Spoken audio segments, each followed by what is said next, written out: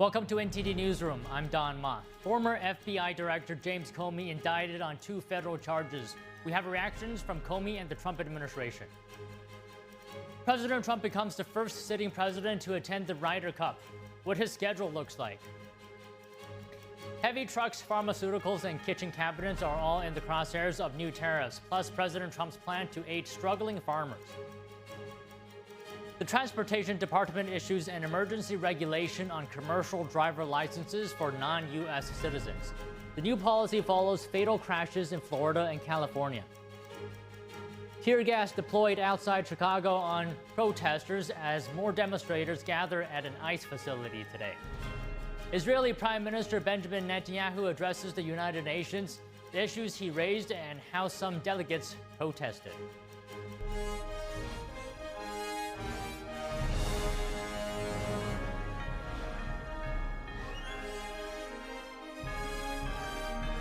This is NTD Newsroom, live from our global headquarters in New York City. Good afternoon, and thank you for joining us today. President Trump has announced a new variety of tariffs he plans to impose, from heavy trucks to kitchen cabinets. NTD's Daniel Monahan has the details on that, as well as some proposed relief for farmers. Okay, it's a big statement. Thank you very much. President Trump says he will impose a series of new tariffs on heavy trucks, branded or patented pharmaceutical products, kitchen cabinets, bathroom vanities, and associated products starting next month. Any heavy-duty trucks made outside the United States will see a 25% tariff. Kitchen cabinets, bathroom vanities, and related goods will see a 50% tariff, and upholstered furniture, 30%. Trump says any branded or patented pharmaceutical drugs made by any companies not building their manufacturing plant in the United States will see a 100% tariff on their products. The president says the new tariffs will be imposed starting on October 1st. On Truth Social, Trump said the new measures are intended to protect American truck manufacturers from what he called unfair outside competition. He emphasized the importance of keeping U.S. truckers financially strong, calling them vital to national security. Regarding kitchen, bathroom, and furniture imports, the president cited large-scale flooding of these products from abroad, which he described as a very unfair practice and also a threat to national security. Trump said pharmaceutical companies will be considered as located in America if their manufacturing plant is currently breaking ground or under construction in the United States. Turning to farms, President Trump said Thursday he would use some of the tariff revenue already pouring in to provide aid to American farmers. And we're going to help the farmers out a little bit because during this transition period, a period where we're taking in incredible amounts of money, we'll have a little bit of a shortfall with the farmers until the tariffs kick in. The president says ultimately farmers are going to be making a fortune, but it's a process that needs time to kick in. They're the ones that let us survive and eat and enjoy our lives, right? Eat too much, maybe in some cases, like mine. The American farm economy has struggled this year from low crop prices and trade wars with Beijing, especially as China has stopped buying soybeans from the United States. Daniel Monahan, NTD News.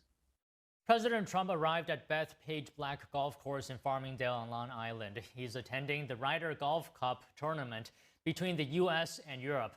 4 F-18 fighter planes flew over the golf course and crowds chanted the president's name.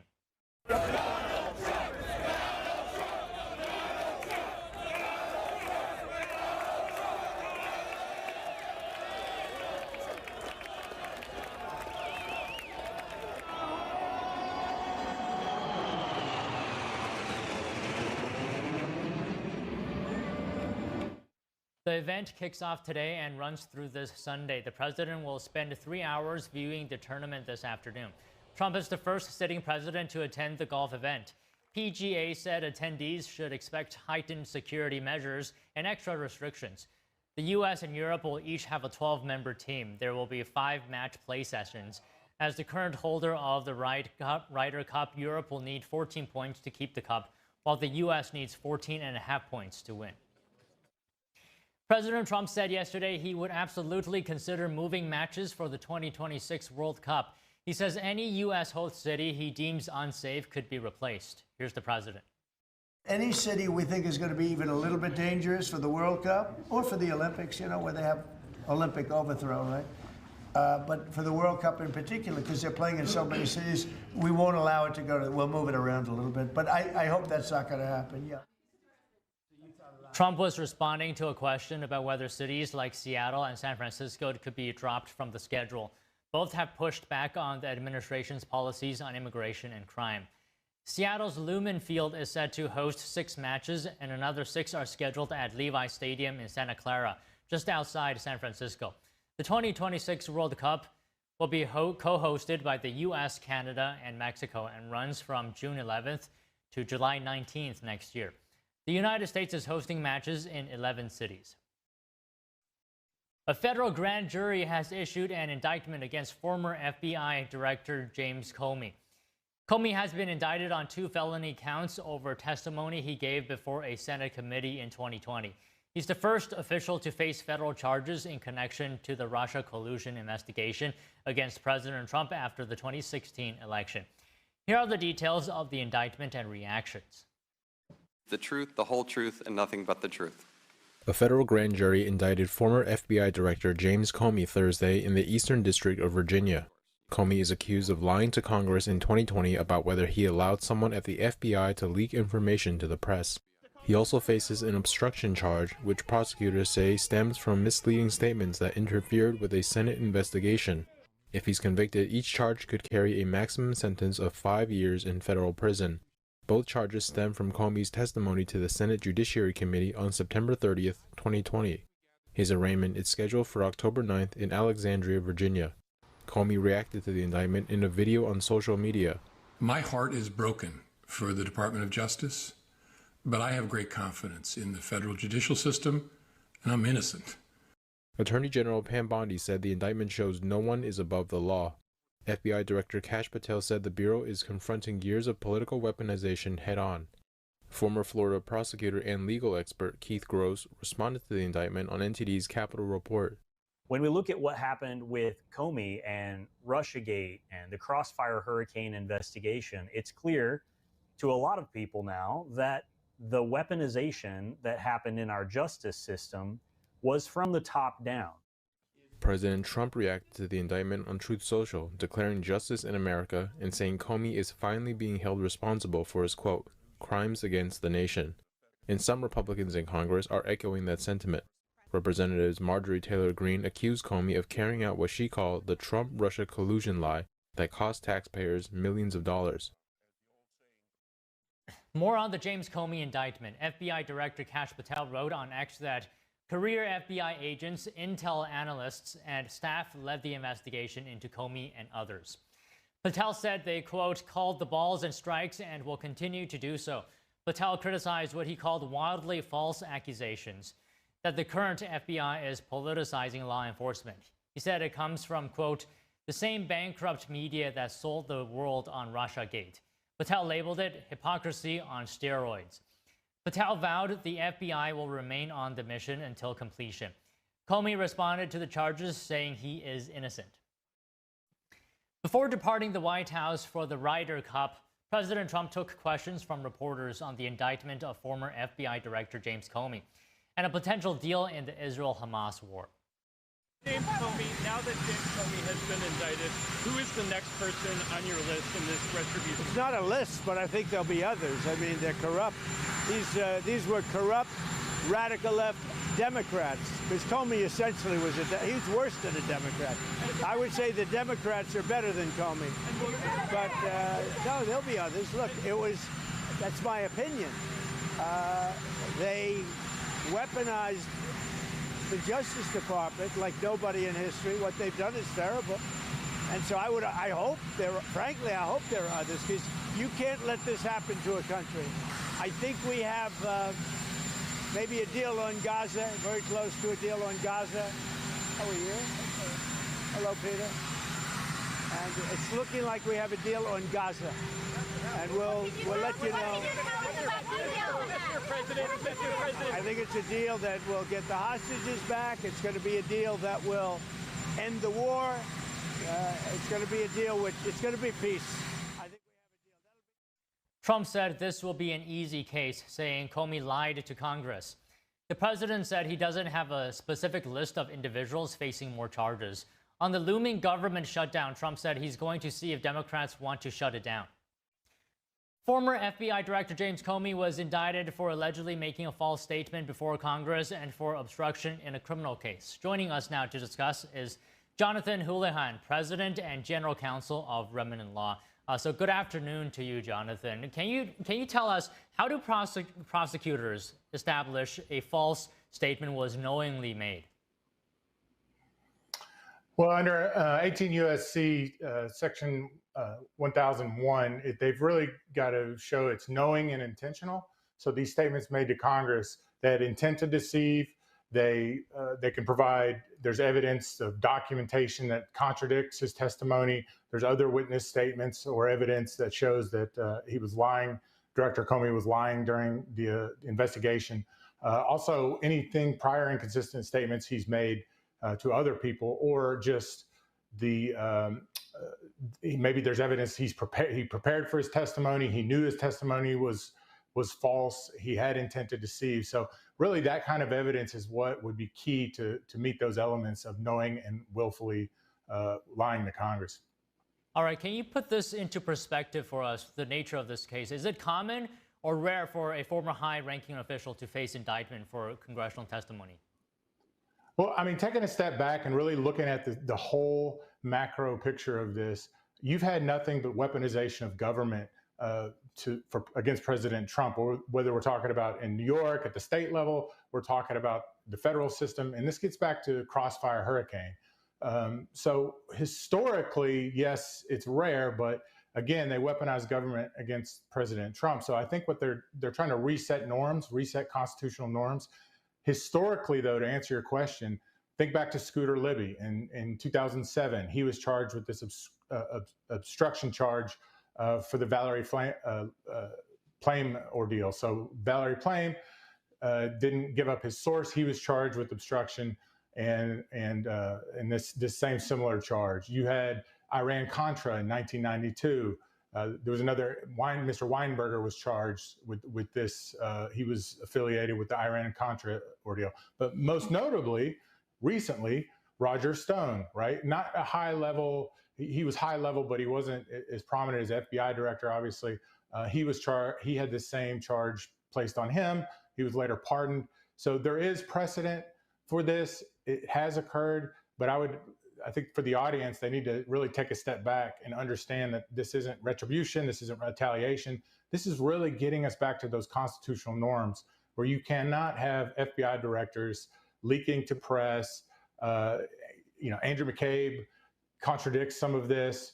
He was the director about leaking these things to press. Really, if you look at it from an operational standpoint, it was an information operation. These leaks were intended to really influence the election, influence Congress, so they wouldn't work with the president. I mean, his first 2 years, he was really jammed up. So historically rare, but really resetting norms if you think about it.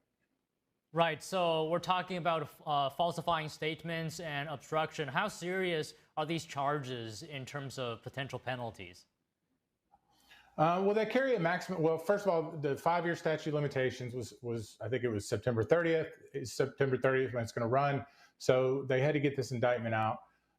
It carries about a 5-year charge is the maximum penalty. Obviously fines, obviously reputational damage. I think the corporate media is gonna say, look, hey, look how bad this is for our government. Can't we all just move on? Again, we have to reset constitutional norms where you cannot weaponize government, especially with a sitting president, carrying on the operation while he was in office. This is the biggest scandal. This is bigger than Watergate. I mean, this is the biggest scandal in American history. So we have to reset those constitutional norms. Can you also talk to us about, as you know, the grand jury rejected one of the proposed counts against Comey. Is that significant? What does it mean? It could be significant. I mean, it shows there's some weakness in the case. It shows perhaps the evidence is not as strong as they thought, but it could also show it's a good thing, right? Like it shows grand jury independence. Like they're not just going to they're not going to rubber stamp what the government wants. It shows that they took this process seriously. They looked at all the evidence, and for the charges that were pushed forward for indictment, those seem like strong charges. The one that there's not a lot of precedent for that in a grand jury where they would deny some and take these other ones forward when they're so similar. But there must have been something in the grand jury that they didn't like. But I think it's a good sign as far as independence and strength for the indictment that does remain. So I just want to follow up on one point you made in the previous response. How do you respond to certain discussions saying that maybe in this case, there's actually an element of charges being politically driven, specifically here? Is there an aspect of executive influence in this process? Well, certainly it can be problematic, right? But whether you get down to jury selection and you have this influence, but as far as the government, I mean, commander-in-chief, chief executive means something. I mean, President Trump, he's in charge of the Justice Department. Ultimately, he's in charge of the executive branch. He's in charge of these of all the agencies under the executive branch. So it could be perceived that way. But again, if you take an oath of office to support and defend the Constitution of the United States, you have to reset these norms. You cannot let this stand. You cannot let the weaponization of government go forward. You cannot have the FBI director participating in an information operation and the Russia hoax and allow that to go unchecked. This really is about baselining constitutional norms and building trust and confidence with the American people. And that's why it's so important. So the political commentators they're gonna commentate, right? But at the end of the day, this is about the rule of law. And I think Pam Bondi said it, rule of law, Kash Patel said it, rule of law, rule of law. It really is about the rule of law. And what does that mean? Constitutional norms, getting us back to a rule of law based constitutional system. And Jonathan, are you able to forecast for us potentially what possible defenses might Comey's legal team raise? I think the number one thing he'll attack is intent, didn't have the intent to lie. Whatever he said wasn't material. But if you go back to the hearing, I believe it was to Senator Ted Cruz. I think the question was, have you spoken to any media or authorized anybody to speak with the media? And obviously McCabe counters that. So that intent is problematic. I think the influence issue could be a possible defense. I think there'll be challenges with the jury selection if they hadn't heard of it, obviously. So that's an issue. So he's got some defenses, and everybody's entitled to a defense. I mean, this is the United States of America. You're innocent until proven guilty, although they didn't give President Trump that same courtesy in a lot of ways. Okay, Jonathan, can I just ask you one more thing? What happens next in this case? I mean, could this take a long time before a ruling? Well, unfortunately, a lot of the, once you're in a litigation setting, things take a while. So you'll have pretrial motions. I think on October 9th, he's going to be arraigned. So that'll really set the clock. And after he's arraigned, you're going to have pretrial motions. You're going to have discovery. You're going to have jury selection, change of venue motions. All those things will occur. So probably start trial in around 6 months. Assume it would last at least a year. From now is when the trial would be completed, if it goes to trial, if there's not some kind of plea deal. I don't suspect there will be. So I'm certain at least a year, maybe longer, before we get a conclusion in this case. Well, okay, Jonathan, good to hear your comments today. Thank you very much, and have a great weekend. Yeah, thanks for having me. Appreciate it. The Transportation Department issues an emergency regulation on commercial driver licenses for non-U.S. citizens. The new policy follows fatal crashes in Florida and California. Stay tuned for that.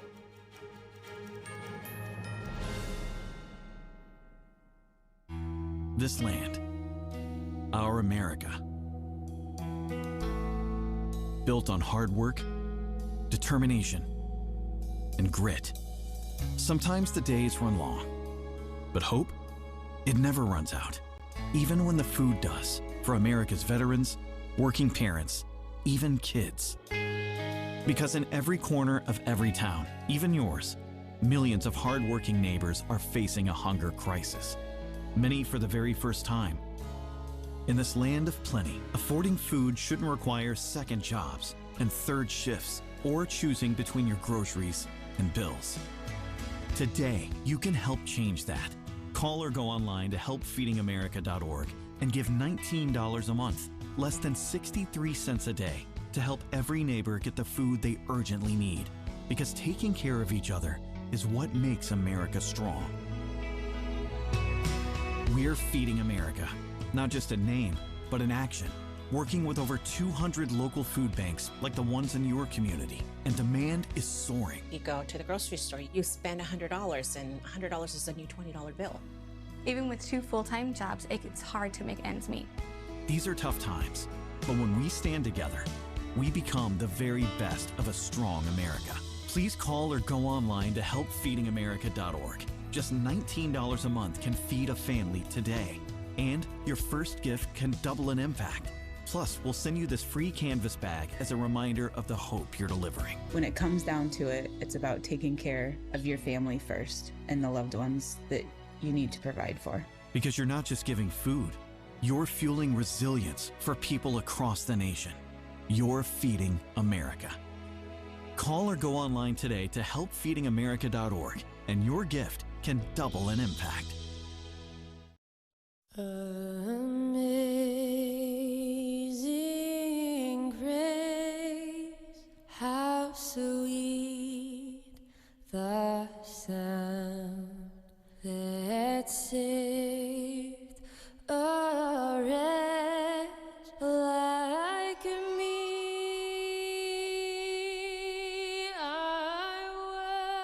They're just young people, hungry, homeless, and vulnerable. Covenant House is helping young adults facing homelessness. We're providing safe shelter to thousands, but the need is overwhelming. Please call or go online now. With your gift of $19 a month, we'll send you this blanket as a reminder of the comfort your gift provides a young person tonight. You'll provide safe shelter, hot meals, and medical care. Call the number on your screen or go online to safeplacetosleep.org.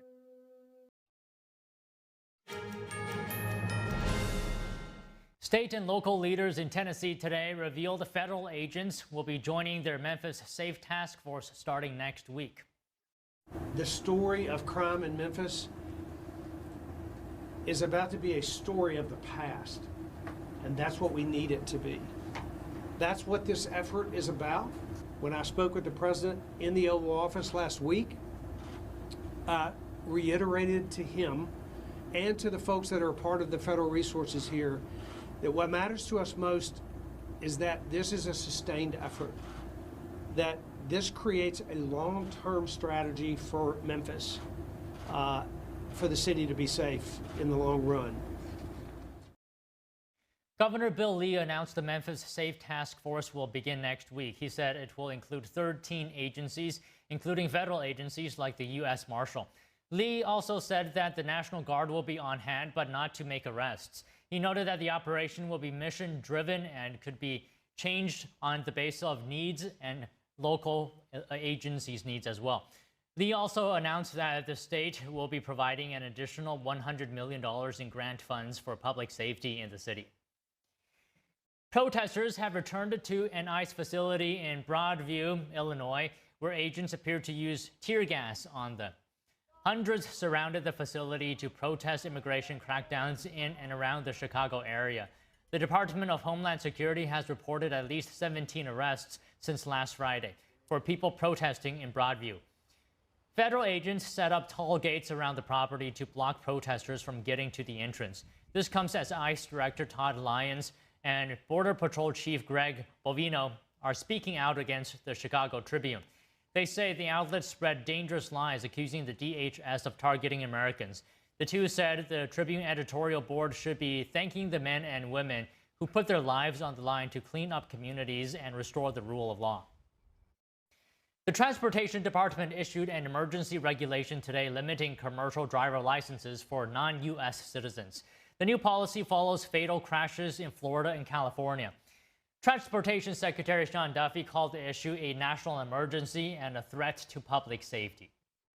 We're here to talk about, I think, a critical issue, important issue in regard to the safety of our roadways.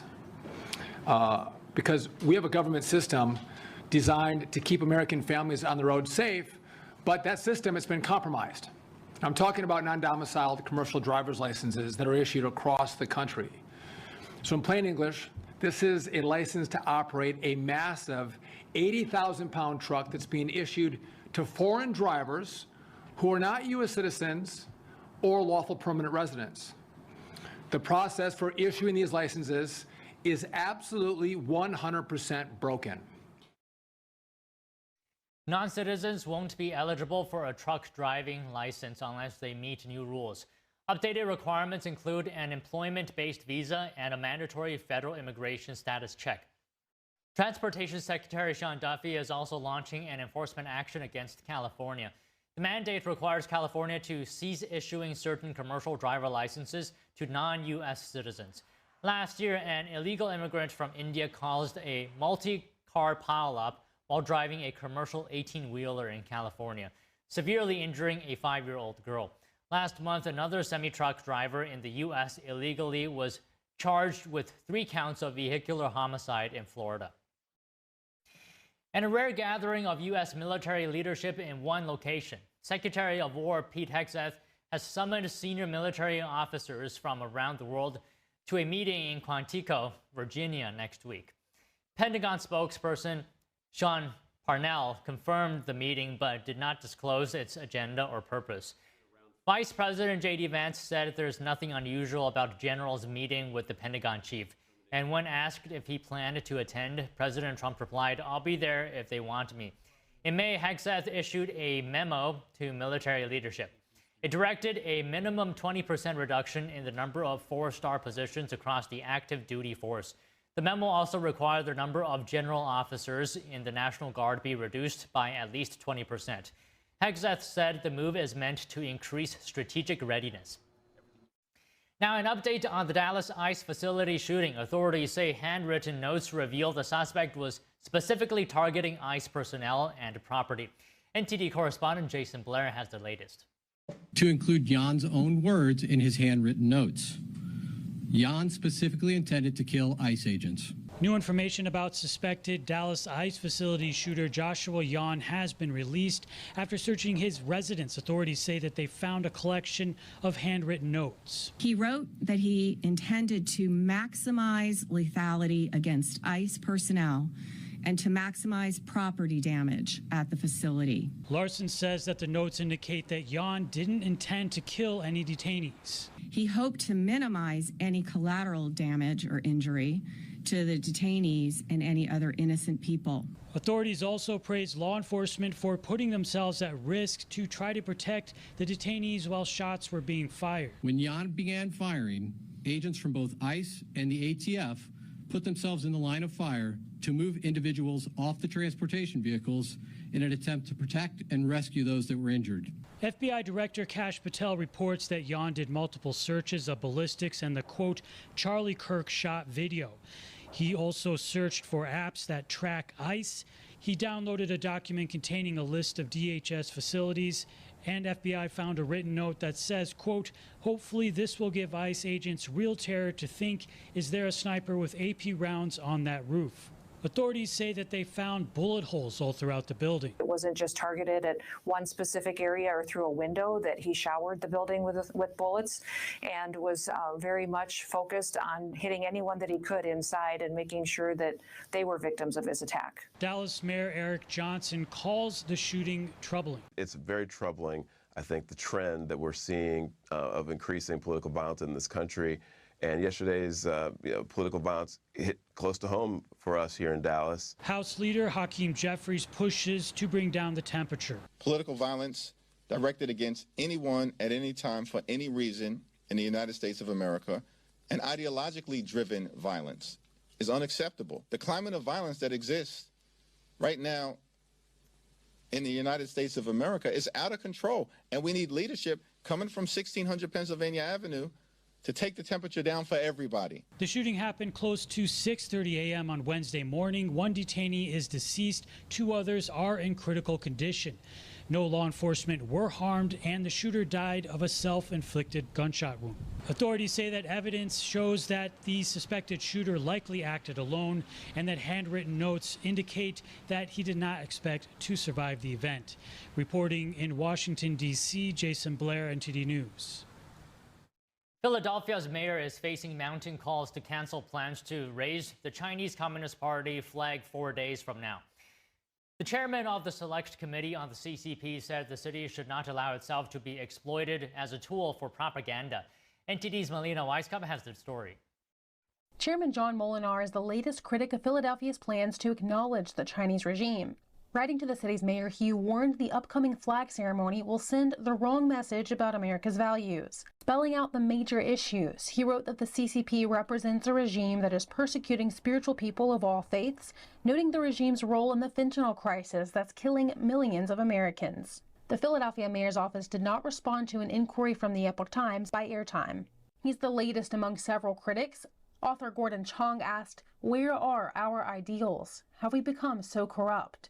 Philadelphia State Senator Doug Mastriano called to stop what he calls the political correctness. Let's stop being politically correct here and say no to raising a flag over our city here that oppresses people, throws Christians in jails, takes out organs of people in prison, who persecutes minorities, and it needs to stop.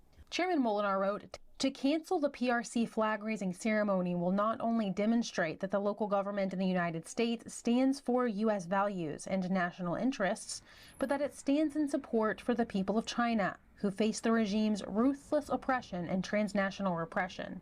Molinar also used the opportunity to spotlight the harmful impacts of Philadelphia's sister city relationship with the regime, warning these relationships are used to promote CCP interests and use transnational repression efforts to silence Beijing's critics.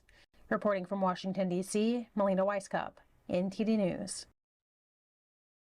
An indictment against former FBI Director James Comey. What the DOJ must prove in this case. We talked to a legal analyst after the break.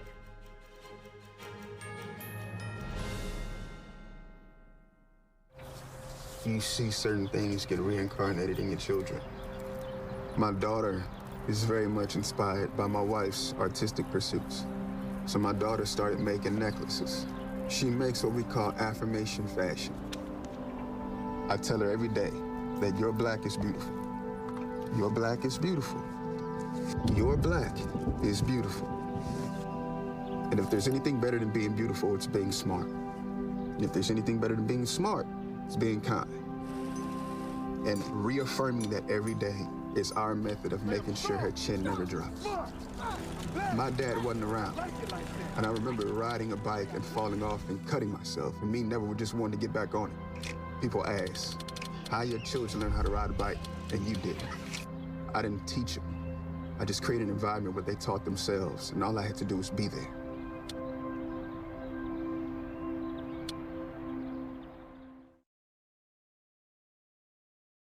Every day, thousands of kids start vaping. And I can't let this happen to my kid. Of course, it's awkward to talk to your kids about the dangers of vaping. Hey, bestie, how sketch is vaping? It's hard to get their attention. Ready? Go. Yes, look at that. You didn't even turn yours over. So if you want to talk to your kids about the dangers of vaping, you have to get it trending. Right, Backpack Kid? Let's do it. First, invite your kid to do the vape talk. Let's try this. All right. Why is he here? Yeah, I gotta get it trending, honey. Come on. To the left. To the right. Let's go.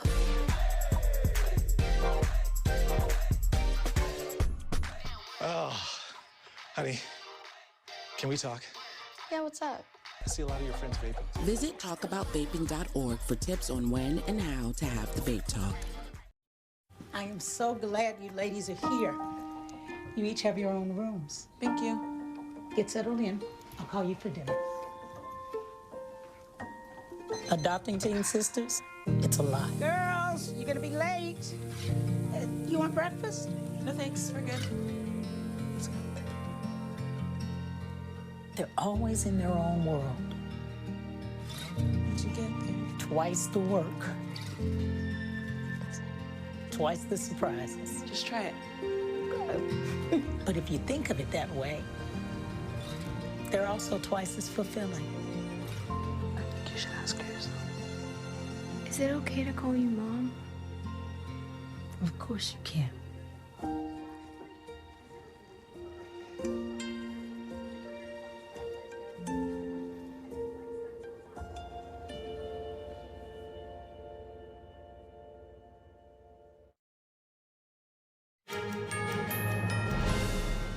And joining us now to discuss the indictment against former FBI Director James Comey is legal analyst Keith Gross. He's a former assistant state attorney and prosecutor for the state of Florida. He's also the author of the book Dirt Roads to Runways, Defending the American Dream for the Next Generation. Okay, good afternoon to you, Keith. Can you explain for us what the DOJ must prove here in this case against Comey? So Comey's been indicted for 2 felony counts, and each of them have specific elements.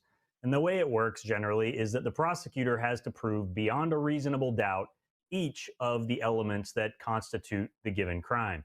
So for the first charge, making a false statement, on that one, they have to prove that the defendant made a false statement, a representation that was factually untrue, or that he concealed a material fact, that the falsehood was material. So it's not just a small error, it's a significant difference from the truth, and that he did so knowingly, willingly. When we get to the second charge, obstruction of a congressional proceeding, there's a similar set of elements, and essentially it includes the element that there must also be an official investigation or inquiry underway, and that the defendant knew or had some notice of the proceeding, and that the defendant acted with corrupt intent to influence or impede the proceeding through lies or obstruction. I mean, Keith, how do you prove that? How do prosecutors establish that a false statement was knowingly made? Well, usually you're going to have to look at information where you can determine what the person who made the statement knew at the time. You know, you can look at documents or emails, other communications. You might have other witnesses who say, I told him this, or he told me that. And those witnesses could serve to prove the level of knowledge that Comey had at the time he testified to Congress. And you can see the details as they laid it out in the indictment, where they essentially recited the elements like any good prosecutor would when drafting the indictment here. And they made specific allegations about which statement they're talking about, that he had not authorized someone else at the FBI to be an anonymous source in news reports. So based on that specific statement, they're going to look for proof that he did, in fact, authorize someone, either by having a person testify to that, or perhaps they have an intercepted communication. Okay, Keith, on that second charge, what evidence are we expecting in terms of what the DOJ needs to show to prove that Comey obstructed a Senate investigation? Essentially, it's all of the elements of the first charge, plus the fact that he did it during an investigation conducted by Congress. The idea being that Congress wanted truthful information from him during his testimony. And when he failed to provide that truthful information and, in fact, willfully lied to Congress, he derailed the investigation that Congress was conducting. Okay, let's say if Comey's statements were misleading, but it was found out that not intentionally so, does that change things?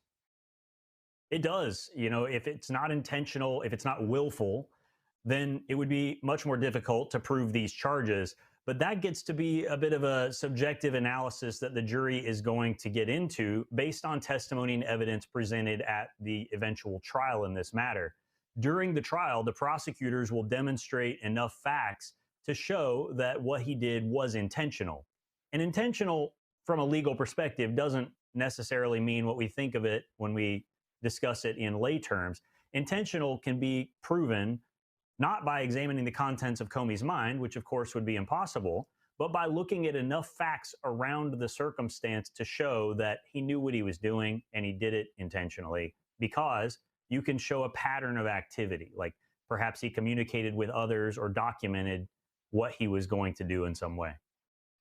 And also, can you talk to us about what to expect for the possible defenses that Comey's legal team might raise? They're probably going to raise defenses around each of the elements in question. You know, they would probably work to argue the materiality of the misstatement. To the extent it was false, it wasn't very false. It was just slightly different from what reality turned out to be, or that he did not know the truth at the time he made the statement, and he did in fact testify to the best of his knowledge at the time. And how strong is this case? What does it mean that the grand jury, rejected one of the proposed counts against Comey? Is that significant?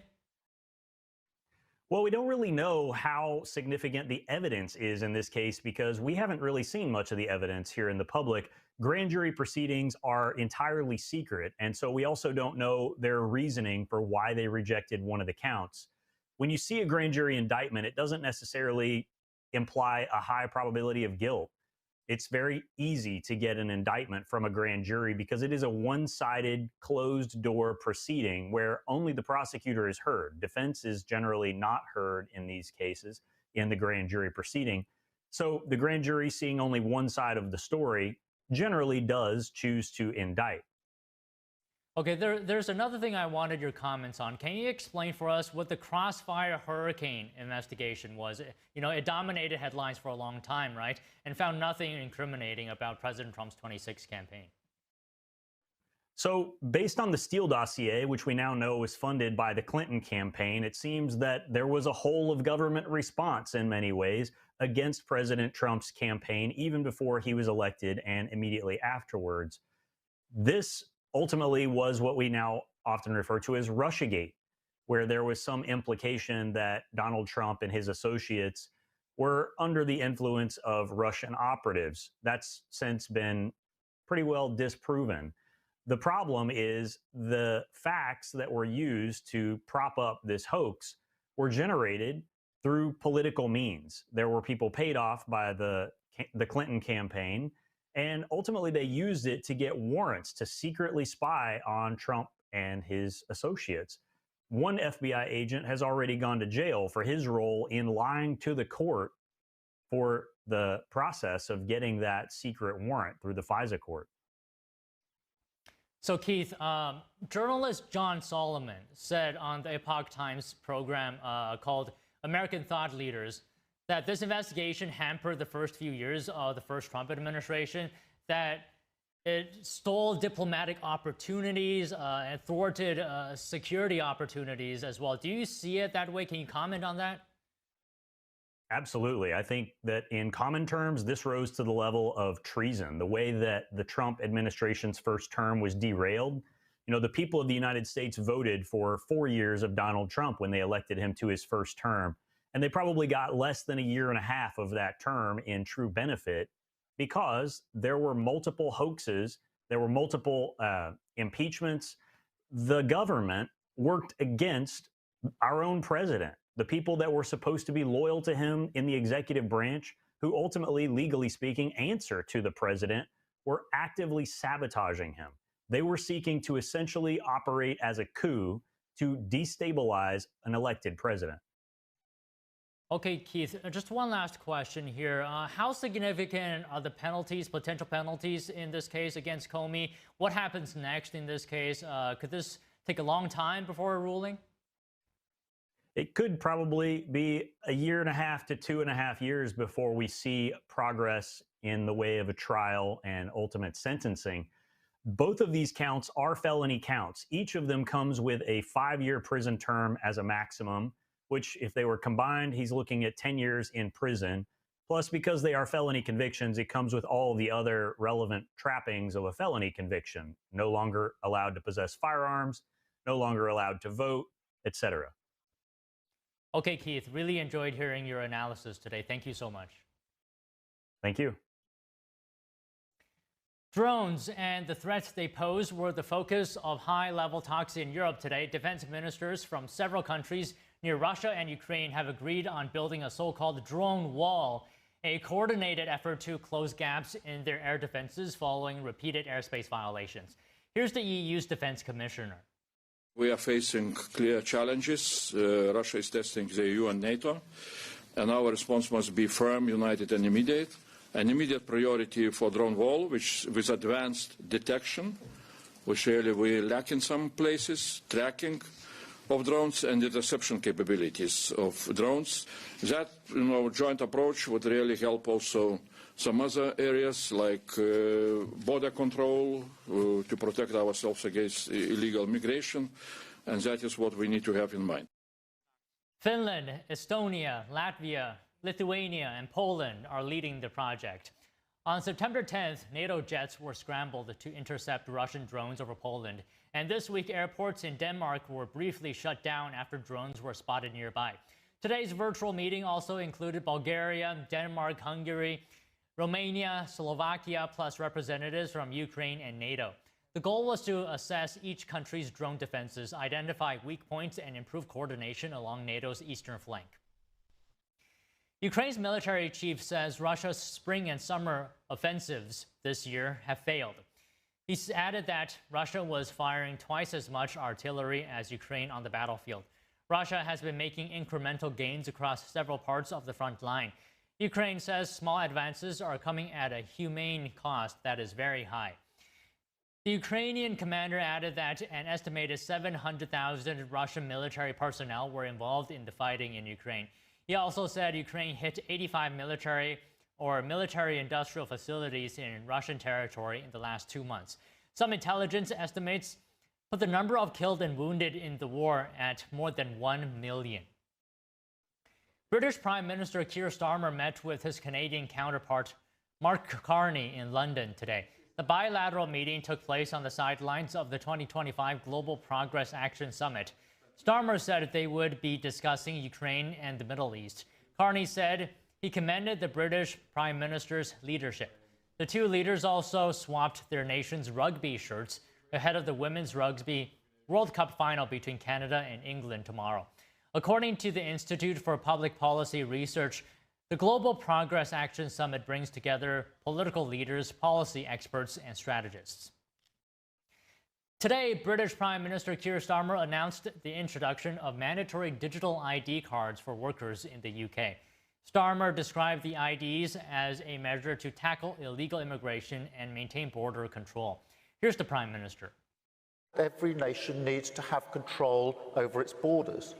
We do need to know who is in our country.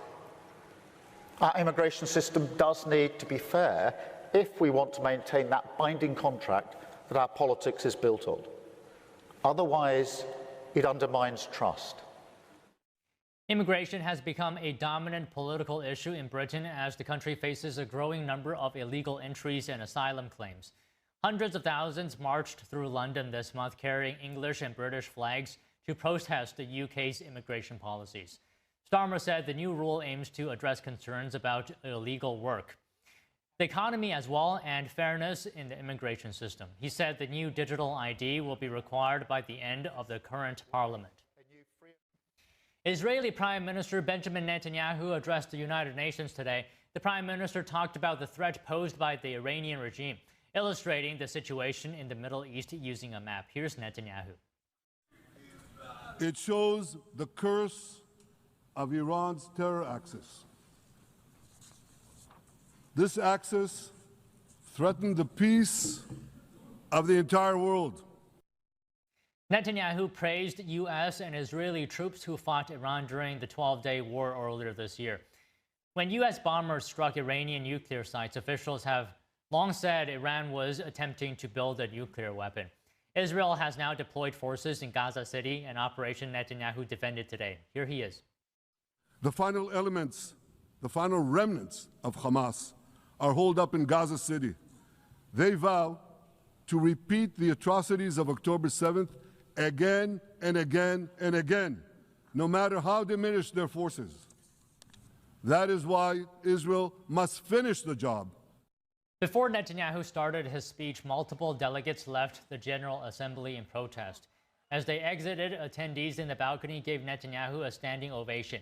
He began his address once the assembly quieted down. The cruise ship industry looks toward a more sustainable future. A convention in Hamburg showcases the latest developments. Stay tuned for that.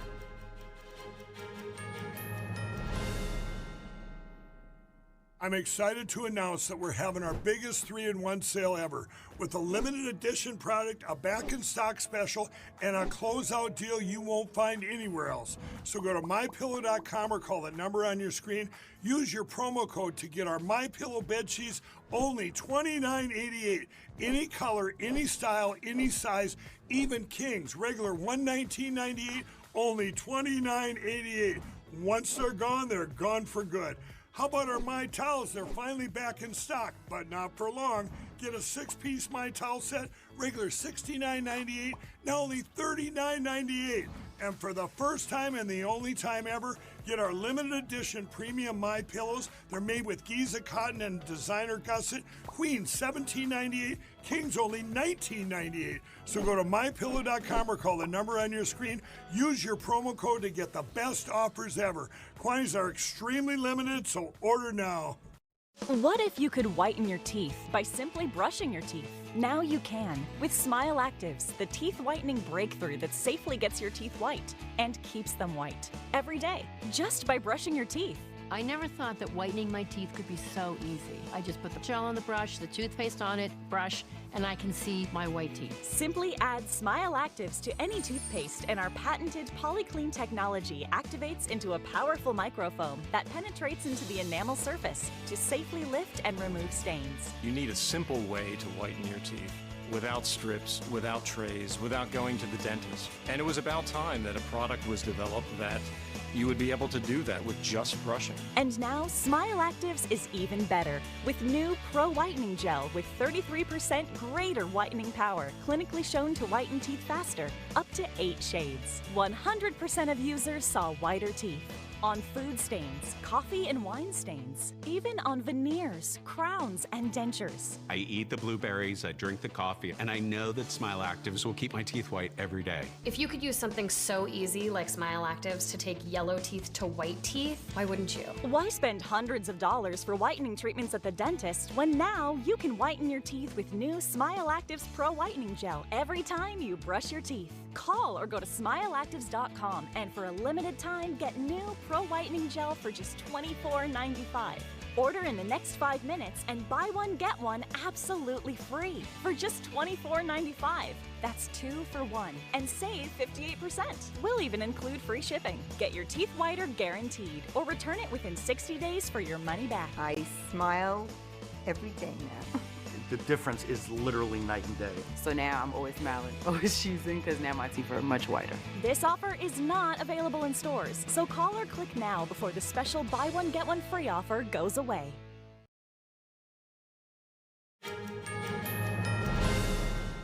A cruise ship convention in Hamburg is looking toward the future. The event is showcasing the latest in the industry, including green initiatives.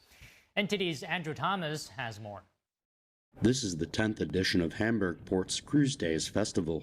The weekend also marked the opening of a new terminal. Opening a new terminal for cruise business in those days is something very special.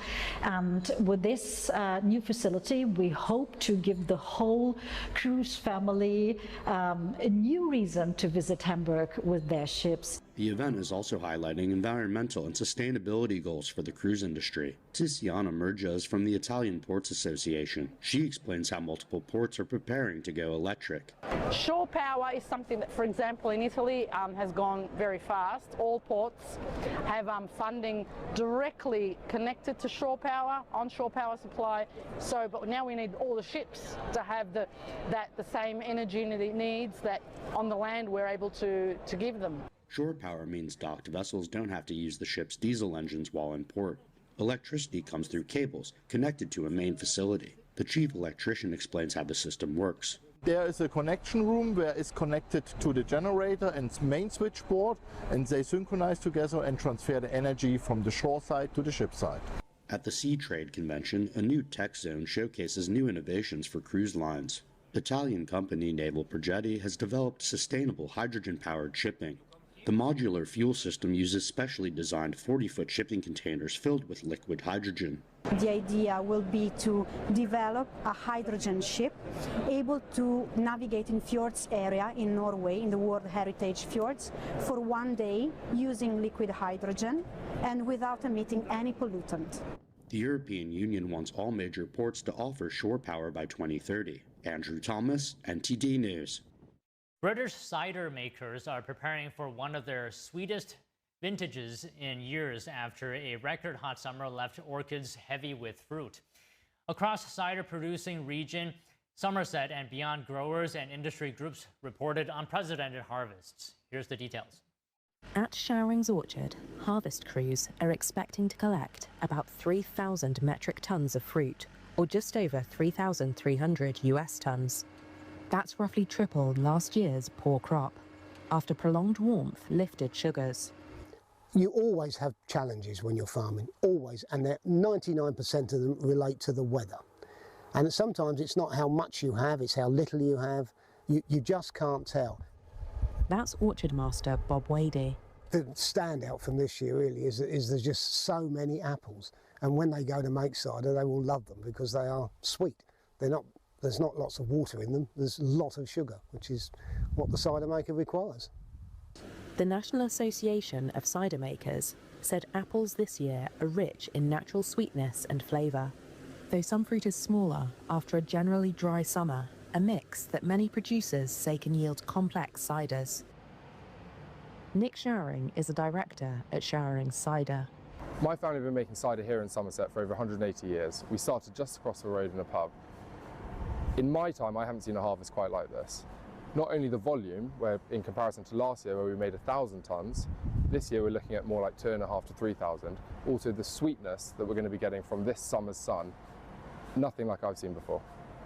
Britain recorded its warmest summer on record in 2025, the Met Office said on September 1st, with seasonal rainfall below average in much of England and Wales. The Chinese Communist Party uses the podium of the UN General Assembly to bury its abuses of world trade and sow discord against the U.S. and distrust. We have that and more after the break.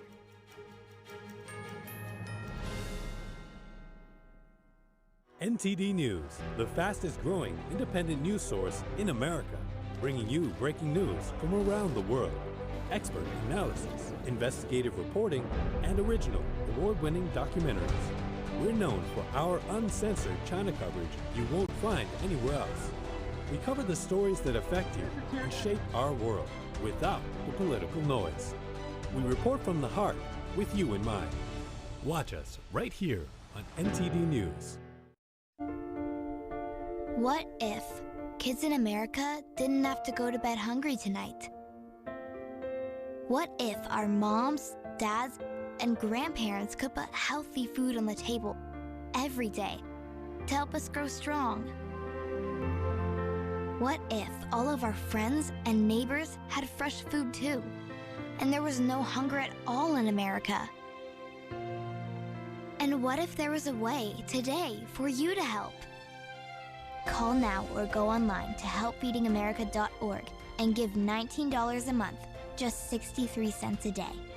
So many of us don't have enough food to eat, but your monthly gift means families across the country and in your community can fill plates with food. Kids can get healthy meals year-round, even when school is out, and our neighbors can have fresh food. Food that moms, dads, entire families need to thrive. But right now, more people are facing hunger. Feeding America works from coast to coast with partner food banks, food pantries, and meal programs. It takes all of us to make that happen. Will you help too? Please call the number on your screen or go online to helpfeedingamerica.org and give just $19 a month, and we'll send you this free canvas grocery bag. It's our way of saying thank you for helping to end hunger for our neighbors. Because no kid, no mom or dad, nobody should go hungry in America. Nobody. So what if today was the day you could help nourish futures for our friends, our families, for all of us? Ending hunger is possible. What if we end it together? Call or give online today at helpfeedingamerica.org and your gift can be doubled. Thank you. According to ancient Chinese medicine, purslane is considered a medicinal herb and is used to help lower cholesterol, improve vascular functions, and prevent diabetes. Perilla seeds can nourish the lungs and spleen. It is used to treat asthma and improve pulmonary functions. Puritan green vegetable omega-3 is made from purslane and perilla seeds from Hwangmae Mountain in South Korea. It contains over 90% of omega-3, 6, 7, and 9, the highest concentration possible without chemical additives. The soft gel is made of natural seaweed. It is 100% organic and vegan. Both adults and children